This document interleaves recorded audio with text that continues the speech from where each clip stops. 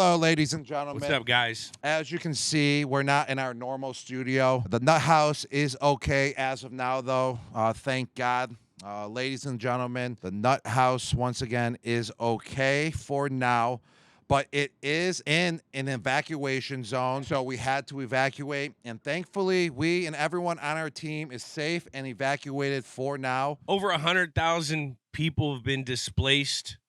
Lives have been lost, and thousands of homes and structures have been destroyed because of this crazy fire. Our thoughts are with everyone across the region affected by these unprecedented wildfires. This is a tragedy, and if you would like to, help those impacted by the fires, we have a couple resources right here, a couple websites that you can donate to. The first one is the California Fire Foundation. .org. That's cafirefoundation.org. We got the Los Angeles Foodbank.org.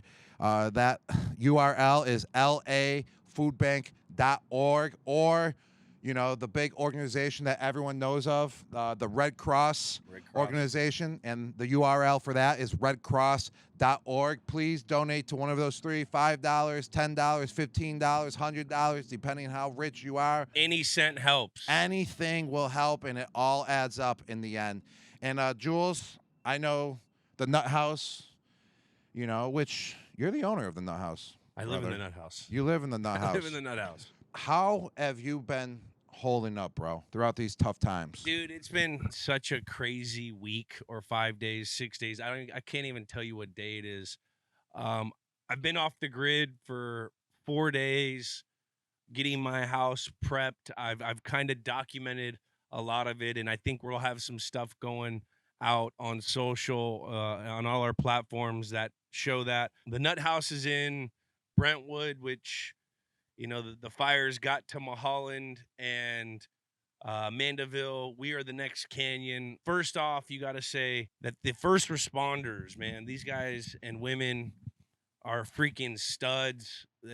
What they've done out here, I'm just telling you guys, this is, everyone keeps on saying apocalyptic type shit, and it's that and more. My daughter's house was in another area. We were evacuated in my area. We're across towns. All of a sudden, they had to evacuate with the Sunset Fire. Then there's the Hearst Fire. This was like the craziest thing. No, you didn't feel safe anywhere in the city. When did you get the evacuation notice? We got it a few days ago. We didn't leave a few days ago. We had to get some stuff ready for that. I felt like Kevin McAllister getting my house ready for some goddamn burglars. What did you do to protect your house? I just tell you right now, there's a sprinkler hitting every square inch of my property. I got sprinklers. I got 6 sprinklers on the roof. I'm sprinkling the back hill where the fire could come if it were to come. There's been ash everywhere. I've been breathing in this stuff.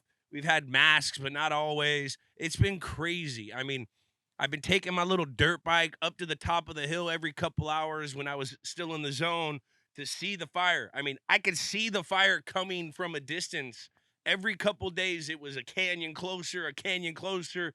You're seeing these planes, these big old 737s with the retardant in it, dropping. I mean, these are huge planes, fucking huge planes that are like, I'm not joking, maybe 200 feet above these houses, just dropping. We got some footage of that. They coming right over the Nut House. Right over the Nut House. I'm on the sprinklers, shirt off, got my mask on, water and everything. All of a sudden, I'm getting hit with red shit. I'm getting red shit all over me almost. It's been that crazy. Jules, you're making it sound like a war zone, man. It was a war zone, and I'm glad you're safe, brother. I'm glad you're safe and you finally evacuated. I feel like you were the last one left on your street. Is that true? I was probably, we were the last. If law enforcement are listening to this, I don't know what they're talking about. We were the last. I'll tell you one thing, though, Rob. I've been in Boston for 13 years, and that's my community. That's our community. Mm-hmm. We grew up there pretty much as young adults. Yeah, it's a home. It'll be a home for life, home. Basically. I've been out of this California for so long. This is the first time I've really seen this area go through something. I mean, we had the bombings in Boston where you saw our community come together, at the marathon. There's been other things. This is the first time I've seen like a tragic event come to this area that I've been living here full time now for 18 months. And I've been really impressed with the amount of help that people have been giving just to random people. I mean, you drive up San Vicente and there's a line of cars for all the people that lost their homes trying to get back into the Palisades. And these people are all breaking bread, drinking coffee. No one's going completely crazy, even though they're going back to see if they can find one thing from their burnt down house. I've seen firefighters from everywhere, Vegas, Oregon.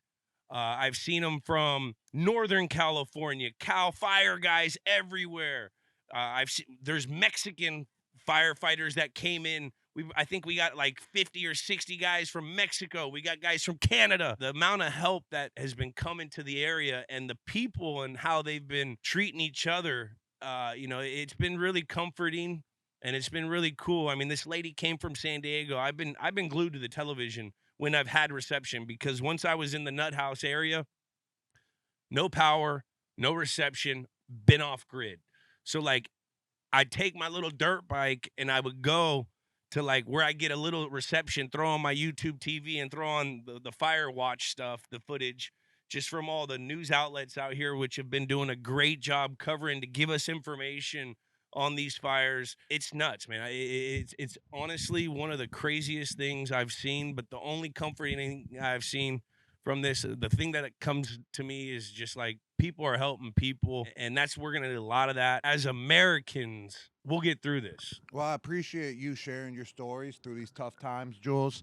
And I know you've done you got a couple great things out there as well to help out these firefighters.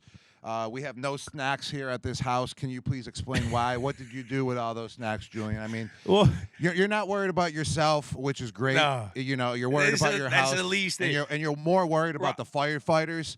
I love that we can get some laughing out of this because we need it. It's been so fucking crazy. Laughter always helps out, no matter the circumstances. It's not too soon to laugh. And no. It's been a couple days now, and it's not over either. It's good to be. It's not over either. But it's good to be here for a little relief, a little laughter, because I know you've been going through some tough times. And actually, as well, you've been telling me about how you've been breathing in so much smoke and how your lungs are possibly a little damaged. So I wanted to help out as well, and I treated you the last 2 days to an IV vitamin bag. We've been taking NAD treatments.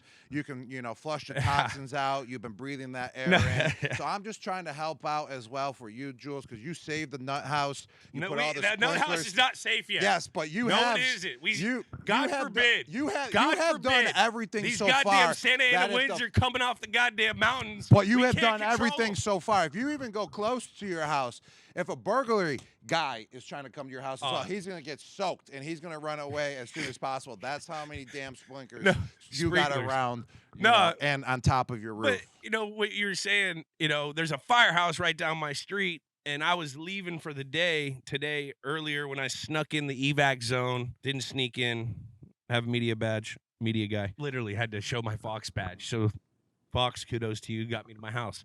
Fox gets you in anywhere. That's why I love So working I had a bunch of Amazon packages because I always like to get a bunch of snacks for the Nut House. And I'm talking, our snack drawer is crazy. Every time you walk into the Nut House, I'm talking like you got 15 options of snacks. People like to work with good food. Yes, they do. People, you don't go hungry at the Nut House. No, you don't. So I was leaving. We got all this food, and I took it all and I dropped it off at the firehouse for the boys and the ladies that are fucking putting their lives on risk to save our houses, to save our community. So that's a little thing. That was just like a whatever, but once again, guys, go to cafirefoundation.org or lafoodbank.org or theredcross.org, because I'm telling you right now, there are so many people that have nothing. They've lost everything, and everyone wants to sit here and say, oh, it's just a bunch of movie stars, all these rich people, that's fucking bullshit, okay? That's fucking bullshit. There's a bunch of everyone out here that, regardless of what you are or where you come from, there is people from all sorts of backgrounds that have absolutely nothing now from this fucking crazy fire. So if you guys can, go out and please donate to help these people. Go take a picture of your house. Go where all your memories are made, your family's lives are made. your kids were raised. Just go take a look at that stuff and then pretend it's never there again, because that's what happened to thousands of people out here. And I can't reiterate how this doesn't even look like reality. We didn't feel it was appropriate to deliver a Dudes on Dudes last week because of this. So this is our wild card weekend Dudes on Dudes episode. We felt like it'd be really crazy if we didn't talk about the fires and just deliver it. So we wanted to have a segment to kind of talk about it, to give it a soft launch for this week's episode. Lastly, before flying over LA, did you see it? I actually didn't see any of the fires flying into LA, but it was very foggy. It was very smoky out there, and you couldn't really see. The transparency of visibility, wasn't so great. I couldn't even see the mountains because it was so smoky. Everyone on the plane actually had their windows up, and they were filming out the window too, just to try to capture some of what was going on. So you can send it to your friend back on the East Coast, just so they can see the realization of everything that is going on here in LA. But it's just amazing what the first responders have done here. All the firefighters, policemen, keeping everyone safe, keeping all the looters out of the houses as well. And just thankful for all of them, big time. Without them, this would be out of hand. Have you ever seen the movie This Is the End? Remember when you see all of Hollywood on fire in that movie? On Tuesday night of last week, it literally looked like that. There were fires in all directions. I can't describe it in any words because my vocabulary, A, sucks, and B, I'm still hyped up from this shit. And the NAD got me feeling really good. I can tell, man. I can tell. So... You rolling, baby. You rocking and rolling. So, guys, we miss talking. We haven't been able to get in the nut house. We miss talking to you guys. We miss communicating with you guys. And we appreciate it if you guys were to look into the organizations once again. cafirefoundation.org, lafoodbank.org, and redcross.org. And I want to share one last thing. It's something that whenever I sign an autograph, a lot of the times I'll put on this saying, tough times don't last. Tough people do. Mm-hmm. You got to believe. And that's what I sincerely believe in my heart with the rebuild of everything that's going to happen in this community. These times are tough right now, but as long as we are tough, we'll get through them, and you always got to believe. I actually stole that quote from you. You used to say it plenty of times in the locker room, Jules, and every time I go and visit a kid at the Boston Children's Hospital, and I'm making a video for a kid as well, I always, take that quote that you taught me back in the day, back in the heyday in the locker room. Hey, kid, let me tell you, tough times don't last, and tough people do. And you're one of those kids that will be, lasting because you're a tough kid. You're a tough SOB. So I appreciate that quote, Jules. You got to believe. We'll see you guys soon. Keep sticking with us. We appreciate and love your support. All right, let's get into the show. Wild Card Dudes. Wild Card Dudes, let's go. I think one of the wildest moments in the locker room is when we walked in and Matt Light put an actual live duck in Donald Thomas's locker from after practice. And he opens up the locker. He's terrified there's a live duck in there. That was like one of the wildest things I saw. What about when I showed you my mangina? That was usually at 7 o'clock every morning. Yes. That was wild, but I thought that wasn't a wild card moment because it was so consistent. It was predictable. Welcome to Dudes on Dudes. I'm Rob Gronkowski. And I'm Julian Eddleman, and this is the show where your favorite dudes get to talk about their favorite dudes. And since it's Wild Card Weekend, we're talking about some of the wildest dudes in NFL history. Who are we talking about today, Rob? A pioneer in TD celebrations. How wild was it when he went to Dallas and did the star thing? Maybe a guy that should have a freaking Sharpie deal. Signs the ball after a touchdown, takes out his sock. I got Jules' autograph, doo-dah, doo-dah. And a dude with one of the best nicknames ever. First off, the name change. You gotta love it. He was one of the most entertaining players. He doesn't care. He'll fight anyone. And then we wrap it up by building a Mount Rushmore of the least wildest dudes. Jules, I'd never seen you wrap it up, but you just did a great job wrapping it up. Good job, you wild dude. Let's go. Dudes on Dudes is a production of iHeartRadio. On today's episode, it's Wild Card Weekend, Rob. Sure is, man. That's wild. So we love wild things. Because it's Wild Card Weekend, we thought it'd be great to talk about some dudes that are absolute wild cards. What's a wild dude? to A you? wild dude is someone that's fun, spontaneous. You really don't know what they're going to do next. It can be good or bad. Unpredictability. Unpredictability, 100%. That's actually the best word to describe a wild card, dude. But wild cards bring everything to life. They bring the energy, to the stadium. They bring the energy to the locker room. And they bring the energy to the people that are just sitting at home and watching them on TV. Who's the wildest dude you've met ever? Are we talking football player or just Anything, anyone? just All right, wild. here's a guy, Richie Incognito. He's wild. Love wild Richie. card. I'm a Richie fan. I mean, guy's wild. I met him at a party way back in my party days. That's a Let me wild tell card. you, he's a wild card, wild dude, and I wildly loved him. Still You will know? never forget a stupid fucking rookie fine. Yep. That's a wild card type fine. All right. Who else is wild? Nico Kudavides. He's a wild card. Yes, he is. Love that guy. He's a locker room guy, and he's wild, and he keeps that team together. No doubt about that. Who else is there? Who's one of the wild? Ric Flair. I Ric met Ric Flair. Flair when I was at the Monday Night Football game in Tampa this year. When I was I was the captain of the crew of the fans. They call the fans the crew there, and I was the captain. I was on the pirate ship, waving that knife, just scaring everybody. Not the knife, but the sword. I was scaring everybody. I was a pirate. I was a wild dude. That was a wild card. Having the Bucks let me hold that sword and freaking go up and down with it, So what's the difference between a buccaneer and a pirate? They're kind of the same. I would say a pirate is more scary. A buccaneer is kind of like a good pirate. A pirate is someone that's vicious, trying to take over anything in sight. So is a pirate like a wild card buccaneer? Yes, exactly. Actually, that game, it was the first time I've ever met Ric Flair. He was wooing all over the place, but he's a wild card. Tons of great stories that I cannot tell here on air. I would have to let Ric Flair tell those stories. But man, what a legend! I looked up to him growing up as a kid when he was in WWE and every other wild thing that he has done. But he's a wild card, and I love it. I love this theme, the wild card. Let's jump into it. Why don't we? Well, hold on first. Whoa. What's the wildest thing you've ever done in a locker room, Jules? Wildest thing I've ever done in a locker room. I don't have any.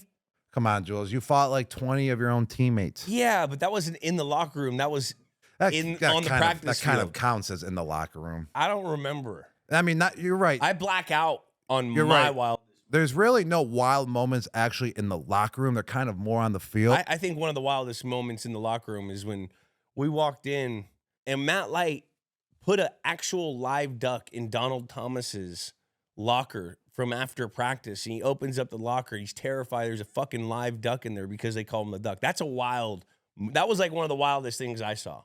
What about when I showed you my mangina? That was usually at 7:00 every morning. Yes. That was wild, but I thought that wasn't a wild card moment because it was so consistent. It was predictable. All right. I guess that wasn't a wild card moment then. I guess I'm not wild. I got to do something else. Maybe. You did wild card movements on the field. Yeah, I sure did. The ping pong games in the locker room were pretty wild. Those intense. were wild. But they're kind of predictable. We knew they were going to be intense games, competitive. See, we can't remember the wild card moments. We need to get like Jim Whalen on here. Mm-hmm. He would be able to give all the wild moments. Remembers them all. And he said Loves he's them going to too. write a book about the Patriots one day. And he said he's going to dedicate a couple chapters to us. Love Jimbo. He's been there for a long time. That'll be a must read book right there. Hey, everyone. Julian Eddleman here. There's no better time to enjoy live events. I've had my eyes on NFL playoff tickets, and there's always Bruins and Celtics games for when you're itching to get out of the house and catch some action. That's why I want to give a huge shout out to the sponsor of today's show, SeatGeek. With over 28 million downloads, SeatGeek is the #1 rated ticketing app. They've got more than 70,000 events listed, from concerts and sports to festivals and more. You name it, they've got it. The best part? SeatGeek has your back. Every ticket is rated on a scale of 1 to 10, so you know you're getting a good deal. Just look at the green dots. Green means good and red means bad. And every ticket is backed by their buyer guarantee, so you're set. And you know I came through for you guys. You can use DUDES10 for 10% off your next set of tickets at SeatGeek. That's 10% off any tickets with promo code DUDES10. Make sure to click the link in the description to download the app and have the code automatically added to your account so you can use it later. Thank you, SeatGeek. I'll see you out there. Let's get on to our guys. All right, let's go. Let's see our first wild guy. What does AI have to say? This dude was born on January 9th, 1978, and stands at 6'1" and weighs 192 pounds. He was drafted as a wide receiver in the second round of the 2001 NFL draft and played wide receiver for the Bengals, Patriots, Dolphins, and the Montreal Alouettes. He was a 4-time All-Pro and the NFL receiving yards leader in 2006. Originally from Miami, he played college football for Santa Monica College and Oregon State University. Off the field, he's known for flamboyant personality and antics, including a name change, reality TV appearances, and an active social media presence. Wow. Jules, who do you think we're talking about, buddy? Let's get on Chad Ochocinco. Ooh, and what's the first thing you think of, Jules, when you hear the name Chad Ochocinco Johnson?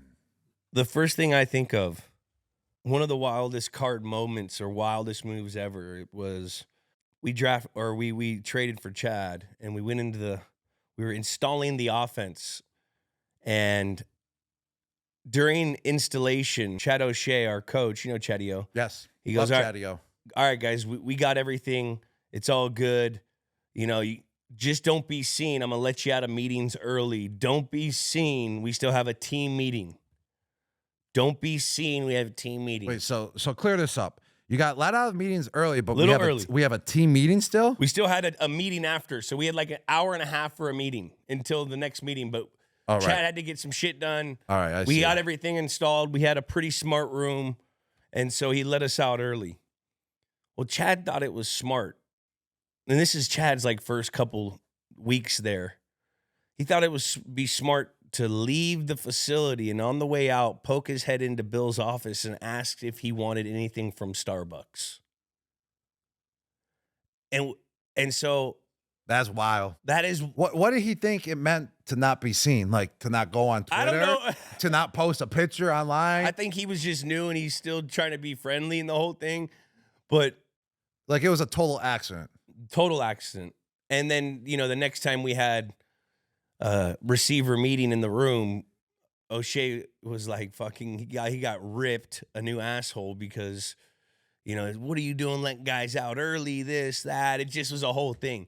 Just a wild, like he didn't understand, but that's what I thought of, like, man, Chad's crazy. The whole kiss the baby thing, the whole it's real. He just goes off of what he feels. Off of his instincts. What do you think of when you think of Ocho? Well, first off, the name change. You got to love it. He was one of the most entertaining players, you know, in our generation while we were growing up. Yeah, for sure. Cincinnati Bengals, that's for sure. I truly believe he's a Bengal for life. He played for a couple other teams after, but 100% Bengal for life. He kind of put that wide receiver, you know, position on the map in that era to continue the streak going of being kind of, you know, spontaneous, entertaining, a little bit of drama as well, but also so good at the game of football that he can pull it off and, you know, not be a problem child at all. In some cases, I would say possibly, but just overall, he was so good at the game of football. He was so quick that he could pull off all that dancing that he was doing. He could pull off all that trash talk that he was doing. He could pull off all those antics off the field during the offseason that he was doing, going, you know, playing soccer with the MLS teams, kicking extra points as well during the preseason games. I mean, this guy had talent, and he had so much talent that he could be a wild card dude whenever he wanted because of that type of talent that he had. And you got to appreciate that as well, because it's just cool, man, to see just someone be themselves. That's who he is, you know? It's not like he was doing it for a show, which it was a show, but he was truly doing it because that's just how he was born. And you got to respect that aspect of his game and of who he is. He was like the first guy with 1 million followers on Twitter in the NFL, I think. Tom absolutely hated that he was on Twitter because he was Mr. Twitter. He had like 3 million followers. The second highest person was like 200,000 in the NFL, and this is in 2012. He got traded to the New England Patriots, and he's always on Twitter still. And Tom and Coach Belichick were just always grilling him like, "Oh, you get off freaking Twitter, get off Twitter. It doesn't help you in the game of football." But it never really, I would say, what am I trying to say? Affected his game. Twitter was just back then. They just acted like it did, you know. Yeah. But we just did things differently in New England, and exactly. he didn't he didn't comply to it. The the point is where I'm getting to is now Tom is Mr. Instagram and Mr. Twitter now. And so or Mr. X. So that was the point I was getting to. Tom is Mr. X. Well, another thing, it was always known that he loved McDonald's. Mm-hmm. What's your take on that? I mean, that's kind of freaky that you could just eat McDonald's and still do that. He ate McDonald's for most of his career, and he also said it helped his body like callous for football. Yeah. I guess. I mean, there's only one guy that could possibly do this. I mean, there's a lot of players that sometimes, not sometimes eat fast food, but I'm talking like Chad did it on a daily basis, breakfast, lunch, dinner. And I saw him. He went to that corner store right on Route 1, right next to Gillette Stadium. There's a McDonald's there. Yeah, it's the Halfy. It's Halfy. It's half in the McDonald's half liquor store thingy. He would go there, and he's always in the drive-thru. And I saw him one time. He pulled up, and he was eating the fish fillet sandwich. I like the fish fillet though. What's your favorite thing at McDonald's? The coffee, bro. You like the coffee? They got legit coffee there. I don't really eat McDonald's. If I do, I get the double cheeseburger, and I just take the patties off of the bread, and I just eat the hamburger patties with the cheese on it. You don't like the bread? Smash them. I mean, I think it's safe to just eat the meat, you know? What about the McGriddle?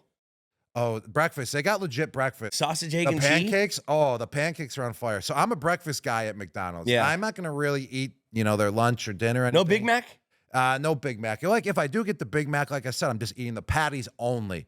But it's just impressive, though. Chad ate that McDonald's every single day. Every single day. His body was just a machine. I mean, I guess if you get used to it, your mind is just going to know what to do with that type of, nutrition. So hats off to Ocho Cinco. He's crazy. He would race animals. Didn't he race a horse? He doesn't care. He'll fight anyone. Mm-hmm. Chad is so... What? Do you think you could beat a horse in a race? No chance. I mean, would you ever race a horse? No chance. A horse and I have one thing in common, Jules, and I'm not going to tell you what it is. I just use your wild imagination. I can understand. Thank you. I understand. Thank you. Well, he raced a horse for a charity, Feed the Children. He had a 100-meter start, and he beat the horse, which, props to him. He's silly, always just doing silly things, man. He did silly things, but what people when we were playing, he had elite feet. Mm-hmm. Like, his footwork was quicker than anyone I knew. And we caught him on the tail end of his career, and he still had some really insanely quick feet, meaning he could get in and out of breaks for how tall he was at 6'1". He was he was a skinnier guy. But usually when you're 6'1", it's harder for you to get in and out of breaks. But you watch his comebacks, his releases, he was always the separation king at the top of route, at the beginning of route. He was an elite receiver.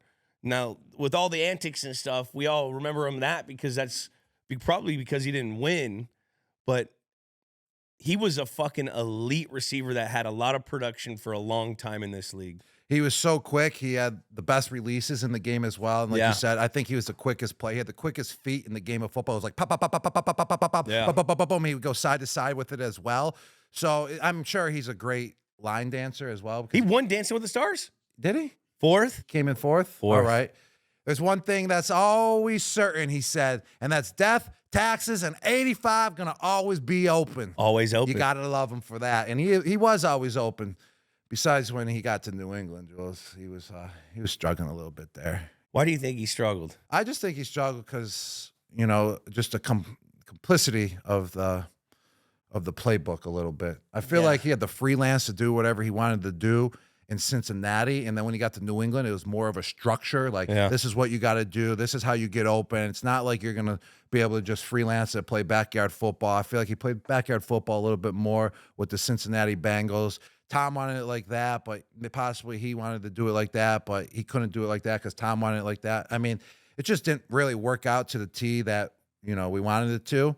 Obviously, what Coach Belichick wanted it to, and as teammates as well. But there's one thing, though, that we know. We got blessed with the presence of Chad 100%. Ochocinco for that whole entire year, and that's what is more important, is just to be around a great dude and just to see, how he carried himself, too. Just one of the greatest wide receivers of the game.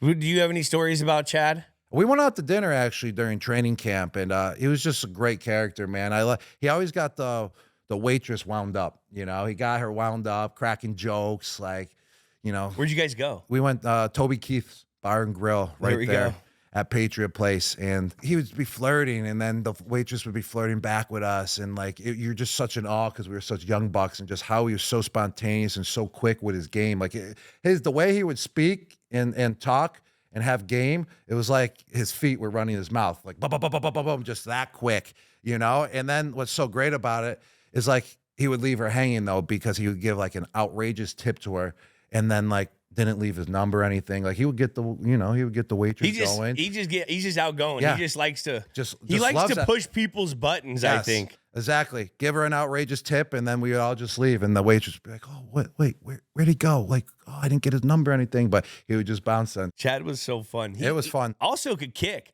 He had a big soccer background, and I think that's probably what helped him with such great feet, quick feet that he had. I mean, I remember Cincinnati, their kicker got hurt. He kicked a field goal. He kicked a couple field goals. I think he kicked a 30-yarder. He played in soccer leagues. I think he tried to play in a professional league at one point. He tried out for the Kansas City MLS team during the 2011 NFL lockout. And while he was trying to do that, I was doing my wild dude shit, Jules. I was at the University of Arizona during that lockout, and I was at the pool parties dancing up on the stage and everything at the pool parties.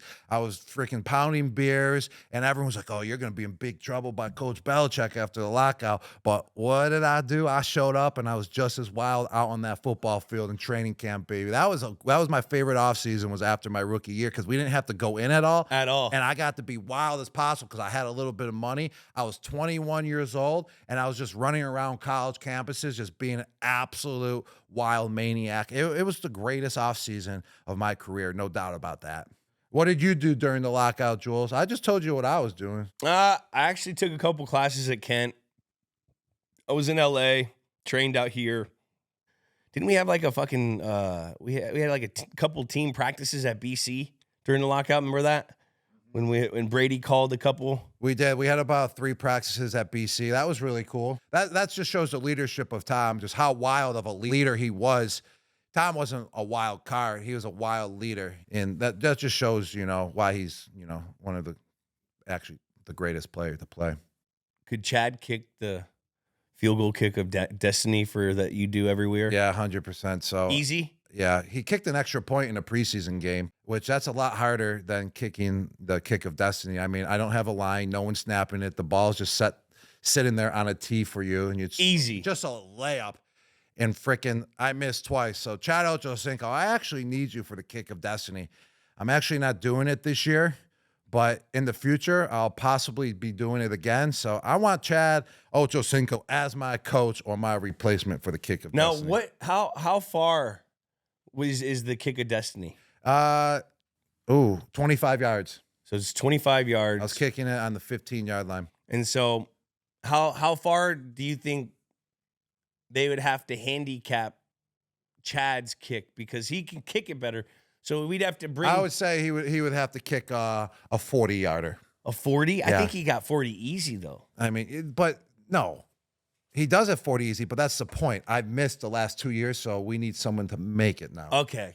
And we want him to make it as well for the fans out there, and for FanDuel, and for just the kick of destiny. But what about his TD celebrations as well? He was one of the best in the game. He wore the gold jacket that said Future Hall of Fame 2000 with 2 question marks as a post-touchdown celebration. How about the cheerleader proposal? I actually got to take some tips from you, because I'm now dating a cheerleader. I've been Chad Ochocinco. So you proposed in the first freaking 4 seconds you met her, which is pretty impressive. So call me up. I need some tips, brother. And then he was putting the football like a damn golf ball as well when he took the pylon. Did you do that ever? I never done that, man. My craziest TD celebration was just spiking the ball. Or actually when I was, the one in London as well, when I did the booty shaking. Yeah. That was pretty impressive. Then you did the soldier. I did, yeah. The soldier guarding the Buckingham Palace. Buckingham Palace walk. Yes. Yeah. Now he took the camera once and was filming. This was like the full generation of overly celebrated, crazy, get your popcorn ready celebrations by receivers. Remember, like Joe Horn, he was taking cell phones out. You got Chad doing everything Chad's doing. T.O. and his celebrations. I mean, just this was like the era where they were getting fined. They were getting penalized for it too. They didn't they didn't care, but it was still fun. You know, that was the no fun league at the time. It was. I remember that when everyone was translating NFL as to be the no fun league because they kept finding Ocho Cinco and all the other guys that were being entertaining, to the fans. So James Harrison or Ocho Cinco, they're fighting here soon.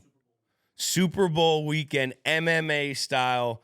Who are you going with? It's MMA style. I'm going with obviously James Harrison.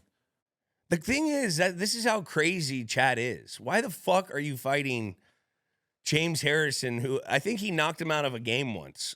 James Harrison is a freak of nature. He's just going to get a hold of Ocho Cinco and just break him in half. Does Ocho think that he's going to box him? Ocho Cinco's going to have to. Yeah, boxing is a different story. It's different. This isn't boxing. He can be quicker. This is MMA now. This is MMA style. Like, James can put his hands on him and do whatever he wants to do to him. James plays volleyball with like 80-pound balls. Remember when he throws it over the thing? Yeah, he does. So you know he can catch motherfuckers. Yeah, Ocho Cinco's wild. He's wild. I love it, though. Keep being wild, Ocho. Time. Let's go. What kind of dude is Chad Ocho Cinco, ladies and gentlemen? What Jules? kind of dude is Chad Ocho Come on Cinco? now. I wouldn't really say freak. I mean, his feet were freaky. Freaky feet. Yes. Dude. Yeah, he was, man. He was all about the guys. He brought us out to dinner. Yeah, he always invited us. When he was in New England, invited everyone around. He was a dude's dude, no doubt about that. Wiz. Yeah, I wouldn't really go that far because, like I said, I think he struggled with our playbook a little bit. As so did I. I didn't even play my rookie year because I didn't know our playbook. Yeah. It's tough. It's a very tough playbook. He's got a dog in him too. I mean, he don't care. Does. He'll freaking challenge anyone to anything. I mean, he raced a horse. He'll box you. He doesn't care. But I think he's a stud. I think he's a stud as well. I feel like that's the feet. Field goal. Look how he's doing off the field now. He's a lovable guy. But he's a stud to me. Mm-hmm. He is a stud. I mean, just the way, he presented himself on the field and off the field. That's when you know you're studly, Yeah. And he was so fast, and he was such a stud that he had to race a horse because horses are studs. So that makes Chad Ocho Cinco a stud. A stud keeps the girl waiting at the bar. Yes. Like he did. Yes. Knows that, sure. He could have probably took the little lady on a date, but just did it just to, I don't know. He's a stud. Just to be a stud. On 3, 1, 2, 3, stud. Let's get on to the next guy. All right, let's do it. Who do we got? All right, you ready? The synopsis of wild card number 2. Oh, buddy. Standing at 6'3" and weighing 224 pounds. This dude was a prolific wide receiver in the NFL, playing for the San Francisco 49ers, Philadelphia Eagles, Dallas Cowboys, Buffalo Bills, and the Cincinnati Bengals. Drafted in the 3rd round of the 1996 NFL Draft by the 49ers, he is renowned for his exceptional hands and ability to make plays. He ranks 3rd in NFL history in both receiving yards and touchdowns. He was a 6-time Pro Bowl selection and was named to the 2000s All-Decade Team. Born in Alexander City, Alabama, known for his flamboyant touchdown celebrations, he was often seen as a decisive figure off the field. He was elected to the Pro Football Hall of Fame in 2018. Jules, what wild dude are we talking about right now, right here, as wild dude number 2? Let's get on T.O. T.O. Man. Was a wild dude. What's the wildest thing that comes to your mind when you hear of Terrell Owens, a.k.a. T.O.? The first thing that comes to my mind is him doing sit-ups in front of his house on a sit-up like bench with all the media outside of him. Was it during his suspension? It was during his suspension when he got suspended by the Philadelphia Eagles. And he looked yoked. He looked yoked. He looked yoked. When I remember that press conference that he did outside of his home when he was doing the sit-ups, and I'm telling you, I was such in shock of how yoked he was and how ripped that I truly didn't believe that I could play in the NFL from there, because I thought that's what you had to look like in order to catch passes in the NFL. Just, absolute specimen, absolute freak of nature he looked like. The guy didn't have an ounce of fat on him, and I was like, damn, I want to look like that one day, man. That guy is ripped. Great smile, too. Yeah, he's beautiful. Yeah, he is. He is. Freaking T.O., man, I grew up watching him, and I remember when it just changed overnight. You know, he struggled with drops early in his career, and then it was that wild card weekend or divisional round game against Green Bay where Steve Young almost fell in his drop and hit him down the middle of the field on a split safety seam, and Terrell caught a ball in between three guys, got crunched, made the play, they won the game, and like, from there on out, he just took off. And is that the play that he, started crying right after he made the catch? That just shows that someone loves the game of football as well. To have that type of emotion after a play like that, and then you're crying right there and then on the field. He's an emotional guy. That's when you know you love the game of football, though. When a play can make you cry. You could tell he loved football. Mm-hmm. He liked playing football. I don't know, but he didn't love, there's a lot of the team stuff where, Andy Reid is considered probably the most, like, he's a big player coach, right?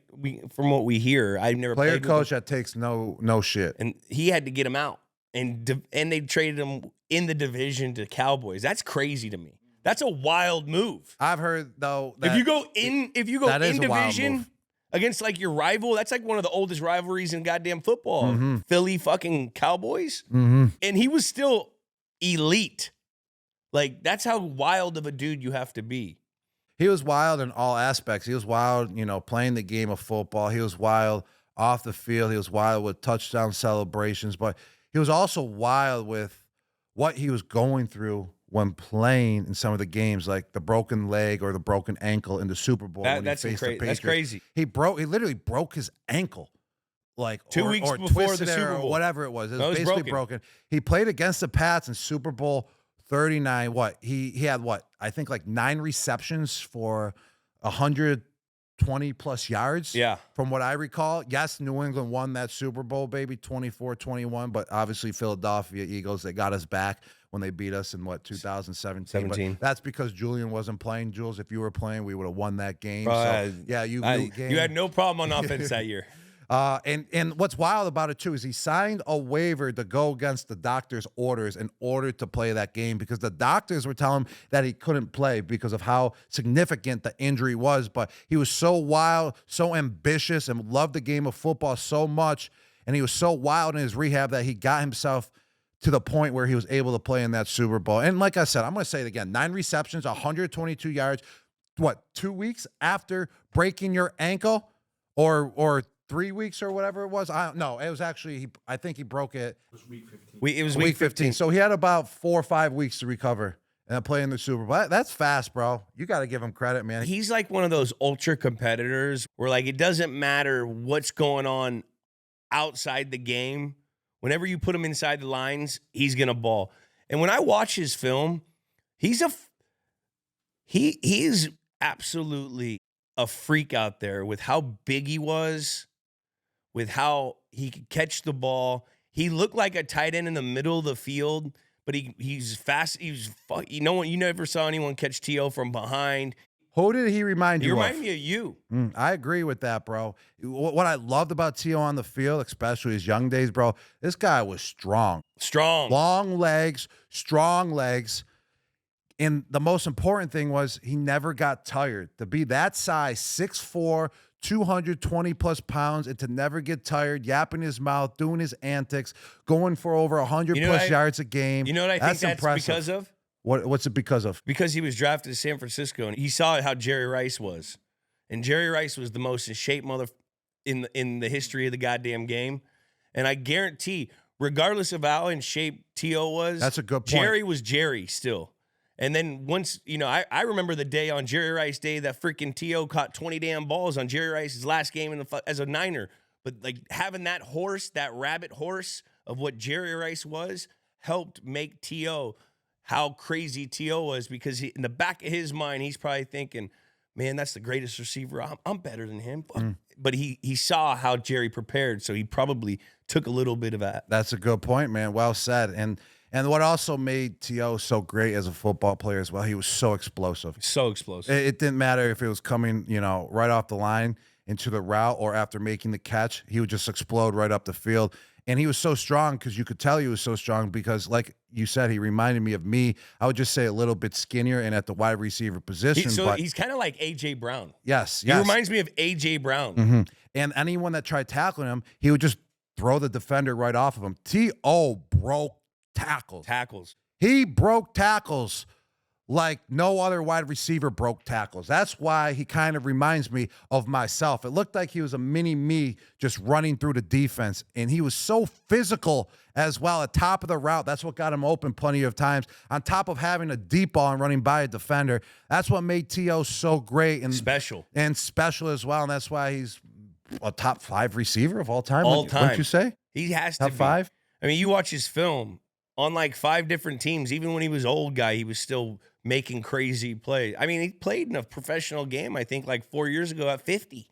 Like, he's still a specimen. He is. He's playing in basketball leagues, celebrity basketball games. Doesn't get tired, and he's always ready to go, man. He's never sore. I feel like every time I see him, he's just full speed. How wild was it when he went to fucking Dallas and did the star thing? Well, what was wild? Well, that was when he was on San Francisco. He did the star thing. Then Emmitt Smith came back and did the star thing. He's so freaking wild that he went back and did it again after scoring another touchdown. That's how wild T.O. is. And he had Dallas absolutely hate him. And then what was so wild in the end is he got traded to Dallas at, some point in his career from Philadelphia Eagles. And then they fell in love with him in Dallas as well because he was such a baller and so wild out there on the field and had a freaking like 50 wild TD celebrations as well in Dallas. What other TD? I remember him doing the popcorn in the face. Oh, wait up. Can you toss me a ball real quick? Yeah, I got you. Here, Jules. Oh, Tony Romo dropping back. Oh, hits T.O. Touchdown, baby. Touchdown. Oh. One of the most famous one that we saw even influence Christian McCaffrey on one of our episodes. When he was 7 years old. 7 years old, takes out, signs the ball. After a touchdown, takes out of his sock. How fucking crazy is that's kind of like when you took out the easy button on your fucking out of the thing. Did he influence you? I got Jules's autograph, dude. I'm going right to eBay, baby. I need some money in my bank account. How much will I get, Jules? Probably $300. Did he influence you to take out the easy button? Because actually, that is exactly who influenced me. Because once I saw the easy button in my locker when Staples sent it to me, I actually was like, oh, I'm gonna hide this behind the goalpost. No, he hid something behind a goalpost. That was Joe Horn with the cell phone.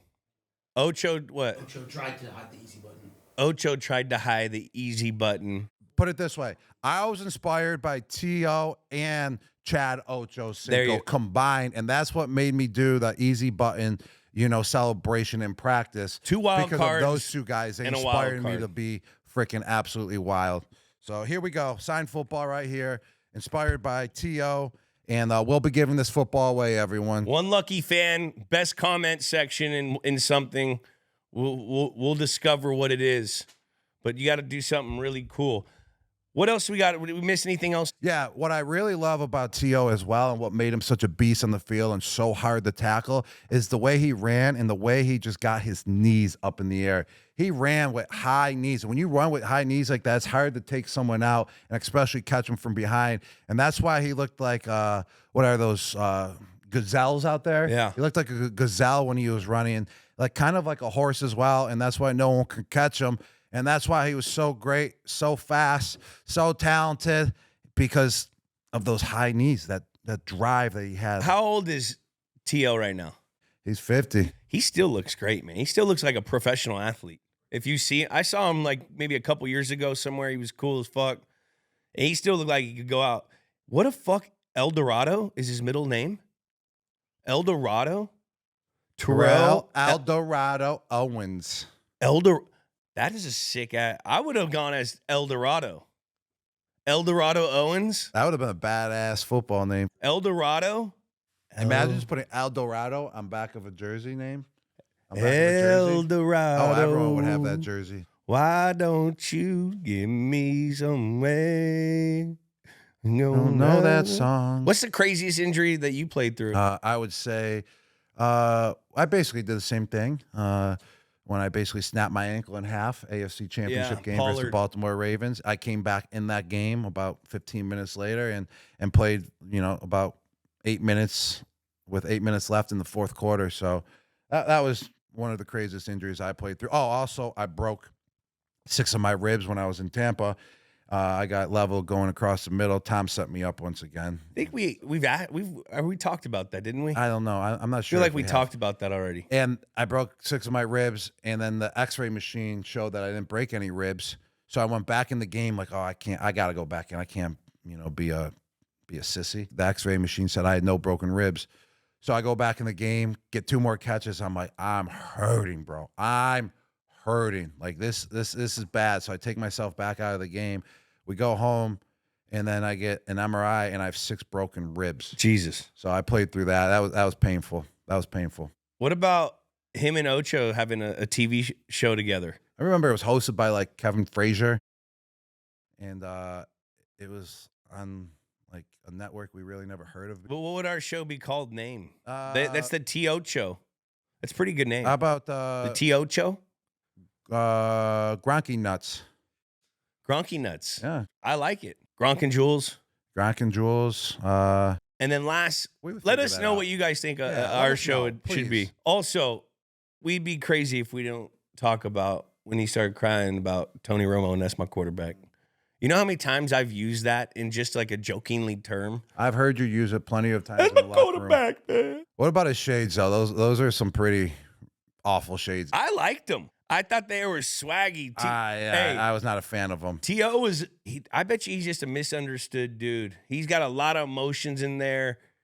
I wonder what his upbringing was, because he would have those bursts, you know what I mean? But you knew he loved the game. Well, what kind of dude is Terrell Owens, Jules? I think it's easy for this one. I mean, you could put him in as a dog because he's a dog. He's definitely a stud. Whiz, he's could be a whiz. I mean, he definitely knows the game of football. He was all-purpose on the field. I mean, he could take handoffs as well. He could do everything on the field. Yeah, he was an all-purpose football player besides a running back. But I think it's one thing and one thing only. Yeah, I agree with you. I mean, this guy had unparalleled physical abilities. Unparalleled. I mean, he was one of one. His instincts were through the roof. I gotta go on 3. With let's see if we're as well, Jules. 1, 2, 3. Freak. Absolute freak of nature. I got another question real quick, Jules. Would you cry for Tom Brady? I did cry for Tom Brady, but it wasn't in the same context. It was when I read about him leaving New England, and without, reading it from him, I read it on ESPN bottom ticker that Brady signed to Tampa Bay, and then, I had a single tear run down my beard. I just saw him 3 days before, too, with Jimmy fucking Fallon at the goddamn Syracuse game. The guy didn't hint anything to me. I feel for you, Jules. Would you cry for him? I have. Are you going to cry right now? Yeah. Let's see if you can you cry on command? I'm just crying, just thinking about all our good times we had together. Is that a Gronk cry? It's over. I see a tear. I'm trying. I see a tear. I'm trying. I see a tear. I just tried. I almost got a tear. Coming. I almost got a tear. Wow, I almost got a tear. That was pretty good. Hey. Pretty good. I think that's I'm not lying. I almost got one. That's my time. I'm actually feeling more emotional now. Where did you go to get the emotion? I just thought about all our Super Bowl wins and how much work we put in and how it's all over. So that's what you pulled from to get the tear. I'm working on my tears. I just did an audition where I had to have a sex scene with the guy over Zoom. I would be Let's tearing. just be say. I Let's would just. be tearing It's if I safe was to you. say I didn't get the fucking role. That's good. I'm glad you didn't, Jules. God. You would be the definition of dudes on dudes. Hey, what's up, everyone? I'm Julian Eddleman. And I'm Rob Gronkowski. Sometimes you need to bring your A game when the moment strikes, and the secret, Rose Sparks. Rose Sparks are a dual action prescription treatment designed to help give you better, more spontaneous sex. Ooh. And they're dissolvable. Just pop one under your tongue, let it work its magic, and in 15 minutes on average, you're in the game. That's faster than most 2-minute drills, Jules. Plus, Rose Sparks stays in the game for up to 36 hours. No, you're not stiff-arming it for 2 days straight, but when the mood strikes, you're ready to score. More confidence, more control, and more satisfaction for both you and your partner. And Ro makes it easy, too. You connect with a medical provider online, no waiting rooms, no hassle. If approved, your prescription gets shipped right to your door. And here's the deal. If prescribed, new sexual health patients get $15 off Spark on a reoccurring plan. Connect with a provider at ro.co/dudes to find out if prescription Rose Sparks are right for you. That's ro.co/dudes for $15 off your first order. Let's get on to the next guy. AI summary. All right, who do we got here? Who's our last guy? Standing at 5 foot 10 inches and weighing 185 pounds, this dude was a dynamic cornerback and return specialist in the NFL. He played for the Tennessee Titans, Dallas Cowboys, Cincinnati Bengals, and Denver Broncos. Drafted 6th overall in the 2005 NFL Draft, he was known for his exceptional speed and agility, highlighted by a 4.38 second 40-yard dash. In his career, he was named to 3 Pro Bowls and a first-team All-Pro selection. Before his NFL career, he made a name for himself at West Virginia University. Let's get on Pac-Man Jones. Jules, what's the first thing you think of when you hear the name Adam Pac-Man Jones? Well, first thing I think of is Bengal formation. All right. Remember, we had a series of formations. It was an empty formation where the F moved. Mm-hmm. So Tiger, our reminder, was Kevin Falk. The F was always Kevin Falk. He was in the slot. Yes. Brown, he was always outside. Mm-hmm. So you always knew where everyone was. The F was on the outside of the formation. For Bengal, we learned Bengal that he was all the way inside the formation because Bengals always went to jail. And I'm pretty sure Pac-Man went to a couple of those things and he had a couple of those antics where he was part of our learning of a formation. Who came up with that creativity? Chatty-O. Chatty-O. You know, he said, Bengals are always in jail. I wish he shared that knowledge with me. I would have understood the playbook a lot easier. Well, on that side, you were always on the back side. So the Y and the X were always, they didn't move. It was always the front side of the formation that had to move on that series of formations. That's how crazy our fucking formation was. But that's the first thing I think of when I think of Pac-Man, because I remember when we were installing this formation, Chatty-O brought up, you know, Pac-Man got caught up at the strip club again. Those Bengals are always in jail. That's just how you guys remind it. And I can tell you this, if you're a Bengal and you're in jail, you're going to be a tough SOB, that's for sure. And that's the type of player that he was out on the football field. He was tough. He could tackle. I mean, he wasn't the biggest DB, but let me tell you, he acted like he was the biggest DB. He played like a linebacker. He was like, how did you describe it earlier, coming off of the edge? He knifed it. So what he did? He wasn't just one of those plastic knives. No. He was a freaking a steak knife. He was definitely like a steak knife. So I remember a lot of the coaching plans when we'd have Pac-Man, they would play him into the boundary corner. He'd be a boundary corner. And a lot of times they would play a cover 2 and Pac-Man would be he would be the outside edge defender. So like we'd always have to worry. It almost looked like it was a blitz because he was crunching so much and he was knifing so much, but it was just, he was such an instinctive, smart player that he knew because of formation that he could go in there. So you always had to be on your P's and Q's when you had Pac-Man in the boundary because he was so elite in the run game as a corner. Like he was an unbelievable punt returner. I used to watch him all the time as a punt returner because I would always like to watch the best punt returners in the league to see how they were getting open. And he was just such a fast guy. He knew he had great field awareness, great field vision. He put his foot in the ground and he would go and he could outrun people. He was elite speed. I mean, you don't go 6 overall from West Virginia, which West Virginia had a lot of players at this time. You got to tip your cap to West Virginia. Pat White, you know, McAfee went there. That era was they had a lot of good players. But he went 6 overall at 5'10". You know, that's crazy.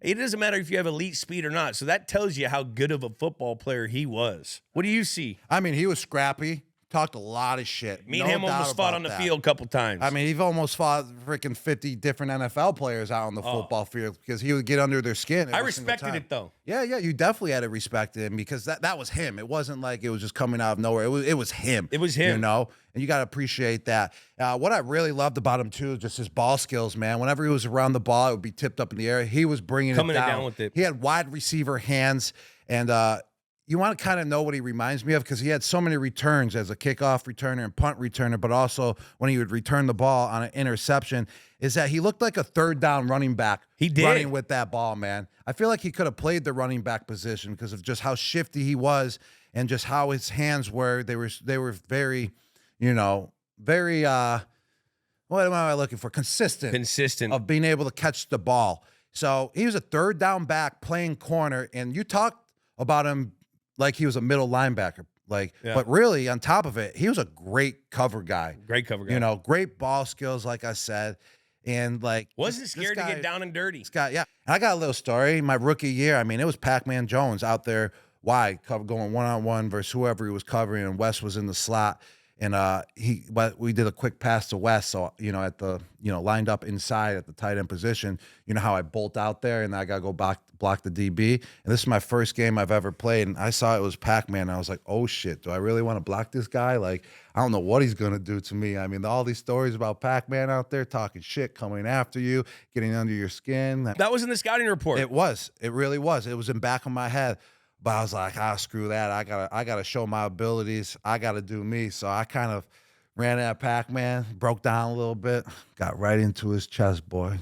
Drove him about 3-4 yards right to the sideline.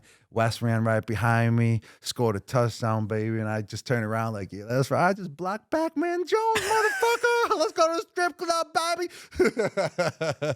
Jules, you're talking about how you almost fought Pac-Man Jones on the field. Well, what does a DB have to do to make you want to fight him?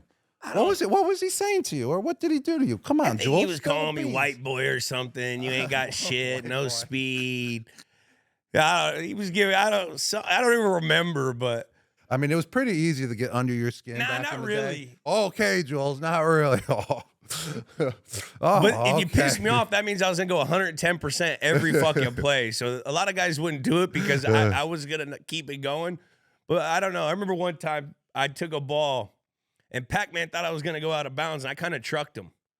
And he looked up and he got up and he started talking shit to me because I had like 30 yards and he was coming right. He didn't have any momentum. So like that person's gonna win. And I lit him up, and he looked at me. He said some shit. I forgot what he said, but he said, fuck you. You still ain't shit, dog, or something. I was like, fuck you, Pac-Man. I didn't want to talk too much shit to Pac-Man because I heard about the guns and shit. I heard about the strip clubs and stuff. So, I didn't know if he would take it off the field. So I was like, what's up, Pac-Man? What's up, dog? But I love Pac-Man. We've got to hang out a few times. He's a fun dude. And he's grown up a lot. I think he's great on podcasts and shit. I watch him on McAfee.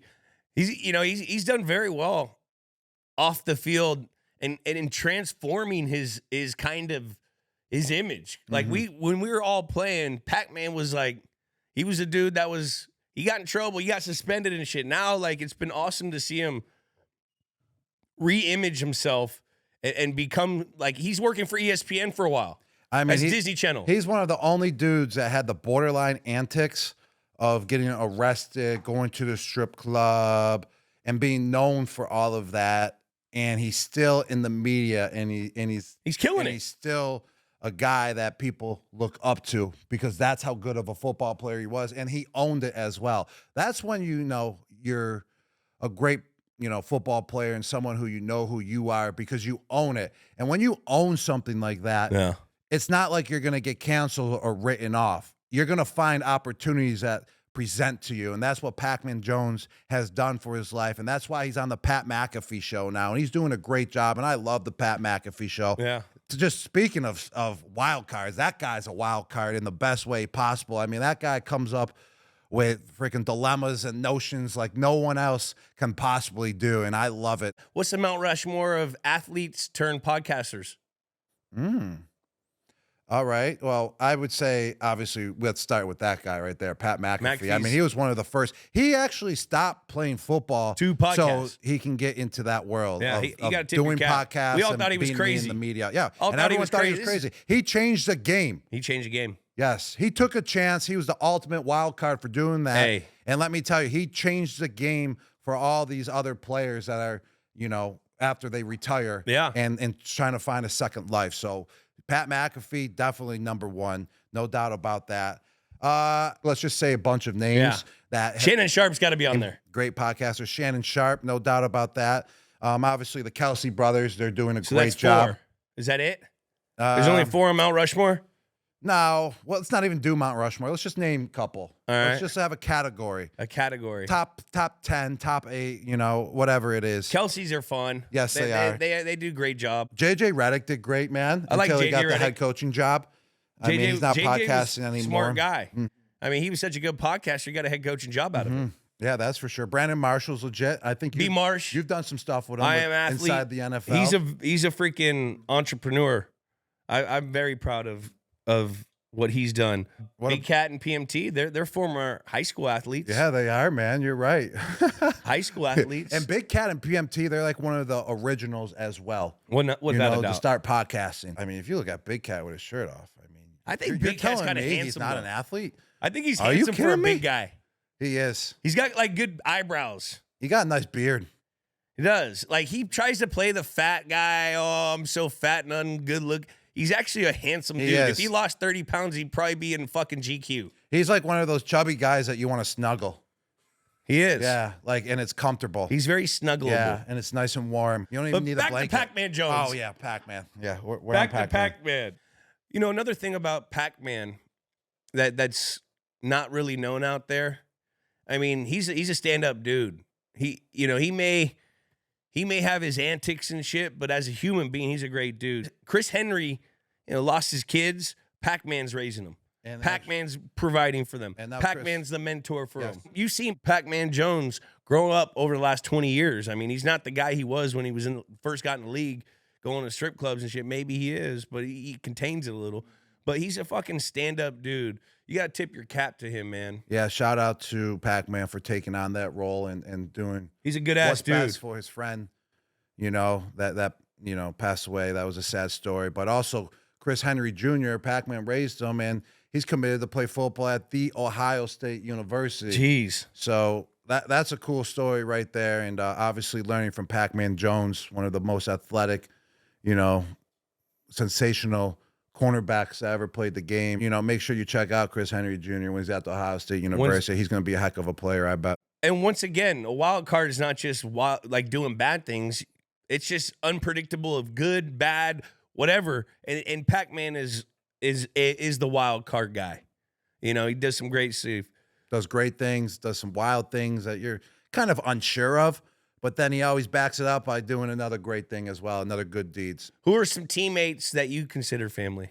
Well, first off, you, Jules, man. You're definitely part of the family. I mean, we're all family. Our podcasting team, we're all family here.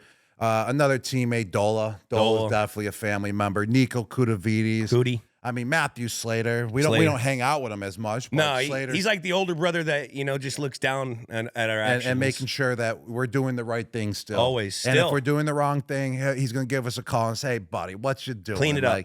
Clean it up. Clean it up. Your act is getting a little out of control now." Tom's kind of like older, big brother too. Tom's like our older brother. Older brother. That's making sure we're on the right page. Who else do we got? Chandler Jones, man. Chandler Jones was my brother, man. I love Chan, too. Chan was he was the black Gronk, and I was the white Chan, man, when we were in New England. That's what we called each other. Without a doubt. Love Chan. I'll always consider him one of my brothers, man. Definitely. No doubt about that. Ninko. And Ninko. Ninkovich. He's like the brother that you like. Everyone has a brother that you bully. Yeah, we do bully him. But what kind of dude is Pac-Man Jones? Let's get into it. What kind of dude is Pac-Man Jones?